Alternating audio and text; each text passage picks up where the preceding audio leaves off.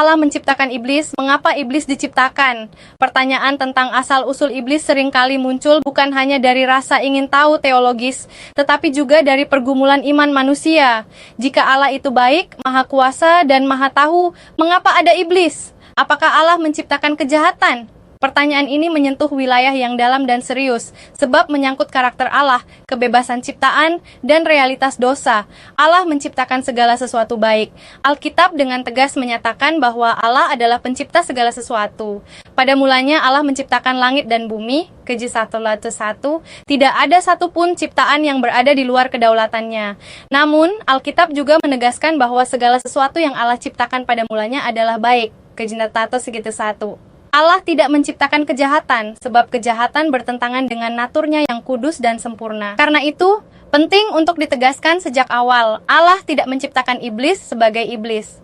Allah menciptakan makhluk rohani malaikat dalam keadaan baik, mulia, dan kudus. Salah satu dari malaikat itu kemudian jatuh dalam dosa dan pemberontakan, dan dialah yang kita kenal sebagai iblis atau Satan. Iblis sebagai malaikat yang jatuh. Alkitab tidak memberikan satu narasi panjang dan sistematis tentang kejatuhan iblis, tetapi berbagai bagian kitab suci memberi gambaran yang saling melengkapi. Yesaya 14, 12, 15, dan Yehezkiel 28, 12, 17 sering dipahami dalam pembacaan teologis klasik sebagai gambaran simbolis tentang kejatuhan makhluk yang penuh kemuliaan karena kesombongan. Ia ingin meninggikan diri menyamai Allah dan keinginan itu menjadi awal kehancurannya. Yesus sendiri berkata, "Waktu aku melihat iblis jatuh seperti kilat dari langit." Lukas 10:18. Pernyataan ini menegaskan bahwa iblis bukan kekuatan yang setara dengan Allah, melainkan makhluk ciptaan yang telah jatuh dan berada di bawah penghakiman Allah. Dengan demikian, iblis adalah hasil dari kehendak bebas yang disalahgunakan, bukan hasil dari ciptaan yang jahat sejak awal, kebebasan kehendak dan risiko kasih.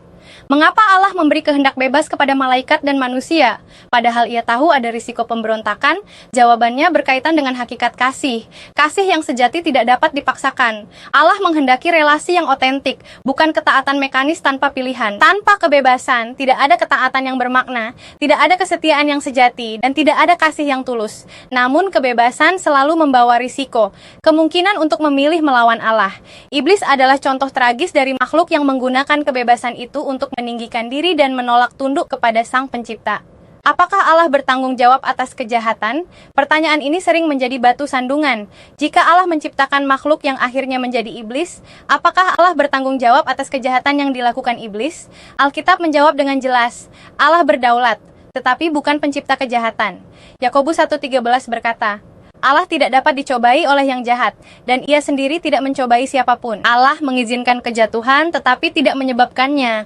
Ada perbedaan besar antara mengizinkan dan menciptakan. Dalam kedaulatannya, Allah sanggup memakai bahkan kejahatan untuk menggenapi rencananya, tanpa menjadi sumber kejahatan itu sendiri. Mengapa iblis tidak langsung dimusnahkan?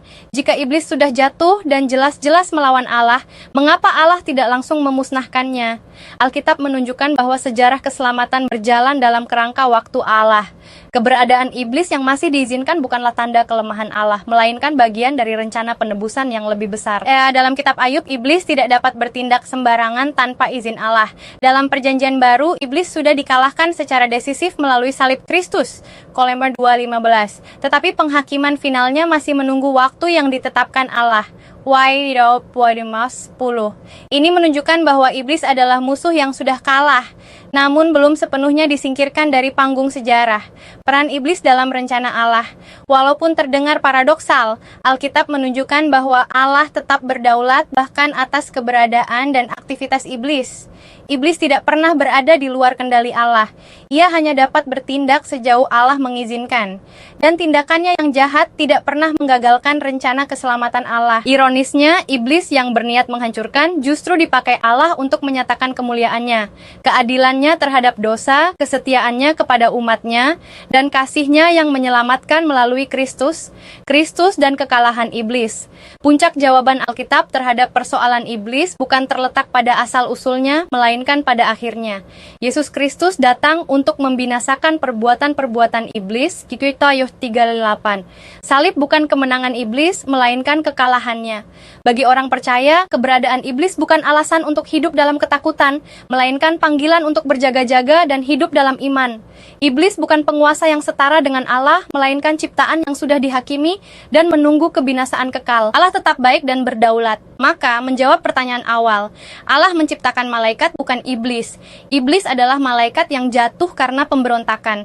Keberadaannya tidak membuktikan bahwa Allah menciptakan kejahatan, tetapi bahwa Allah menciptakan makhluk dengan kebebasan yang nyata.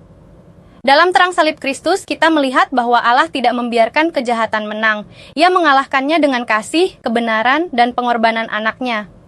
Akhir cerita sudah pasti. Allah menang, kebenaran ditegakkan, dan iblis akan lenyap untuk selamanya.